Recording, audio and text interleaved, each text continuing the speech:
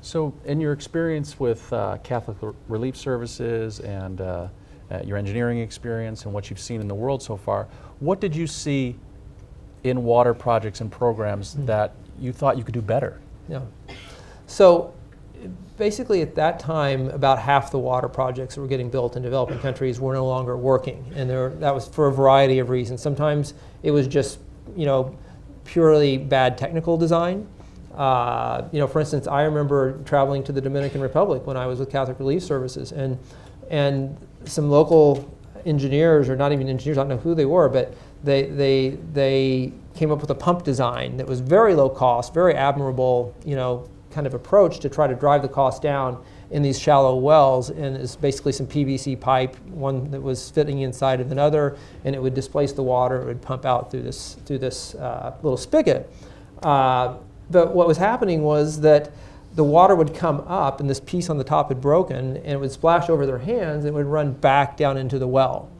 And so I was actually there doing water quality testing, and the quality of the water in the river that was flowing by this community was actually better than the quality of the water coming from the wells.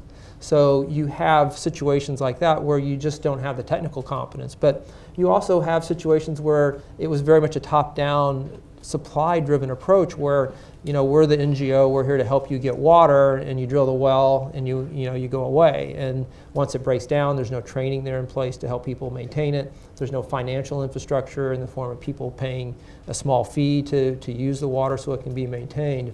So for a variety of reasons, water projects were failing at a huge rate. And so what we wanted to do differently is kind of apply more of an analytical approach to it, where the engineering in me probably comes out, is like, what correlates with sustainable projects? What correlates with projects that fail? Let's take this apart a bit and let's see if we can build best practices around that. And so what we did was basically go find those NGOs in the developing world who displayed the best practices, and we evaluated them, certified them, and then we would provide them funding to kind of go out and do more of what they do. So again, the philosophy was never that we're not going to be a bunch of engineers flying around the world doing water projects, because that expertise is resident within those countries and within the technical folks there. And so that was really the model from the start. Let's find the best of the best. Let's get more support behind them. Let's monitor and evaluate those. We have continued that kind of approach, partnership approach, even into water credit with microfinance institutions now.